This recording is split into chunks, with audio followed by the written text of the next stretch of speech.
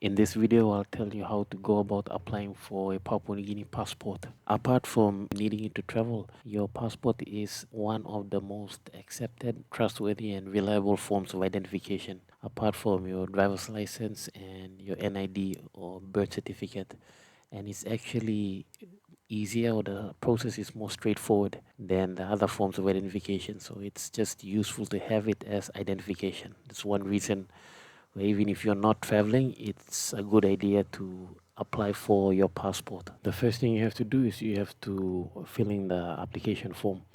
You can get this online if you go to the Immigration Citizenship Services Authority, ICSA, if you go to their website. So ica.gov.pg. So you can download application forms here.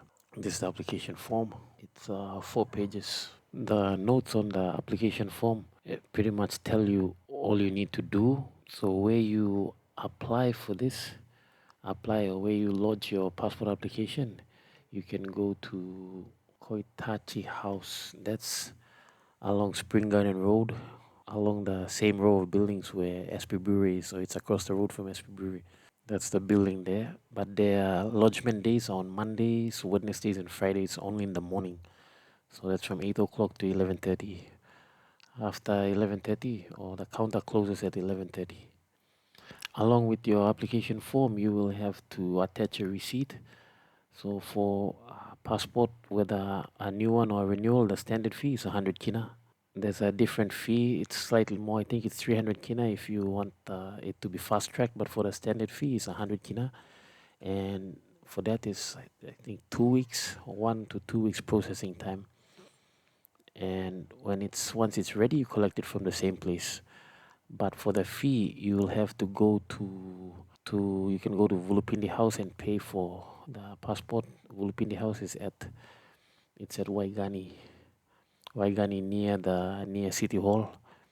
So you go to Vulupindi House, join the queue, and then you pay. They don't accept cash payment, so you'll have to go with your card. They only do FPOS. And you can also pay online. If you go to the website, you can pay online. And then so you attach your application form, you attach your payment receipt, you attach also 2 passport size photos. You can get that from any say a pharmacy or wherever they take photos, passport size photos. Vision City has a booth there. And if it's a new application, you have to attach evidence of citizenship. So that's accepted forms. You can attach your birth certificate or your NID. You attach a copy, but you also bring in your original when lodging, so they can cite your original. And your photographs, they have to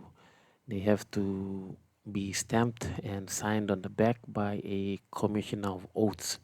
And there's also a page in the application form here where a commissioner of oaths has to sign and stamp it. So you can either take it to some lawyer, etc., and pay for them to stamp it, or you can go to the courthouse, either Waigani or Boruko.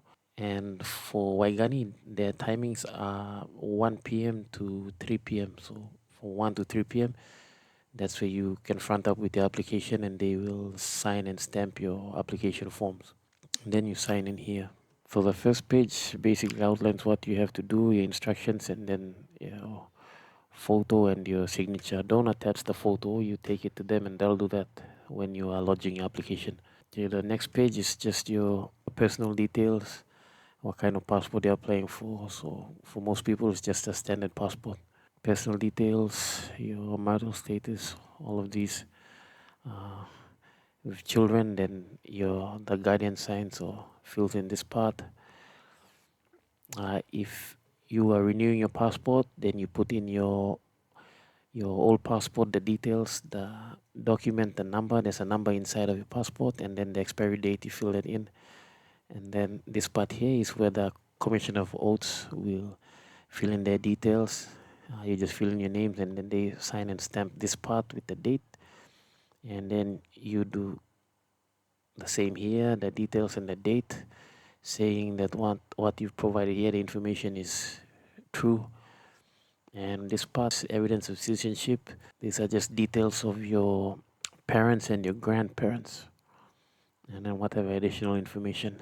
So that's all of that.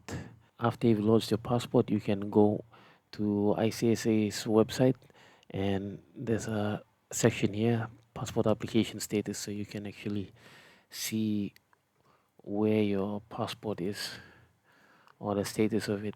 You just put in your receipt number. Yeah, you'll be given a receipt when you lodge.